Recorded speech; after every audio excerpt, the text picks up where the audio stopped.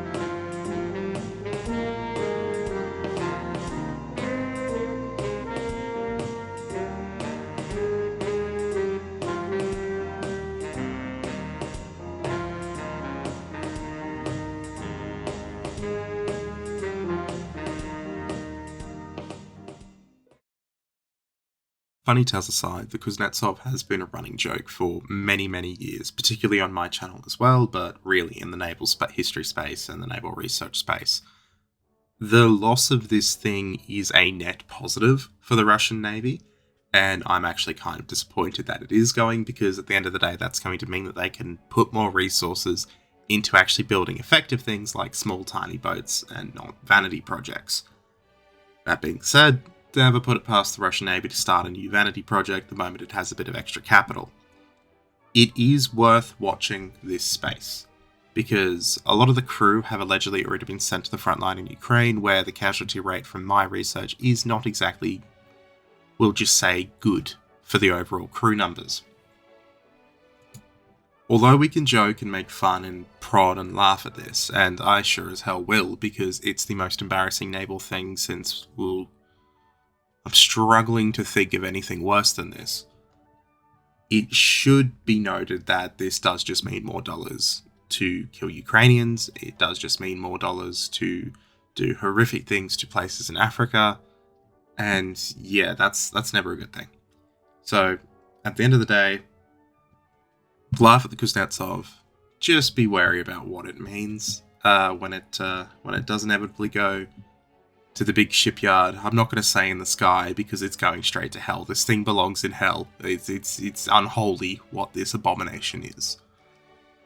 So, quick video. I will do something big on the Kuznetsov, dedicated to Kuznetsov, not just Soviet carriers in general. Probably, if it actually gets announced that it is scrapping, I'll do an entire history of the Kuznetsov, because that thing is absolutely hilarious when you actually look into the full history of it.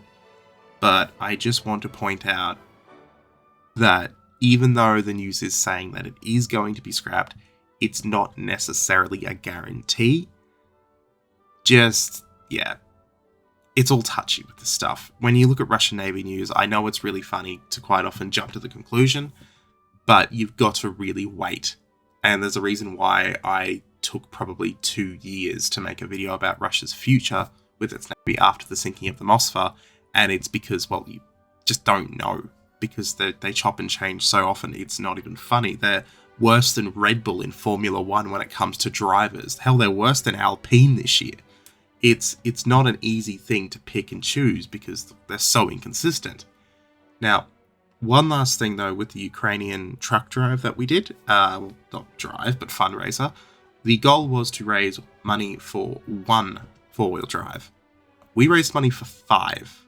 Not that it's a competition amongst the people who are doing it, and any donation is phenomenal, but we are one of the smaller communities for this fundraiser in terms of the big YouTubers who have done it before and the big ones that are there. We're not that big. There's only about 100,000 of us, which, insane that I'm about to hit 100,000, that's a whole other thing. I just want to say thank you, because you've blown my expectation completely out of the water. I didn't think we'd get 1. I was happy with funding half of 1. I thought that would be incredible. But we funded 5.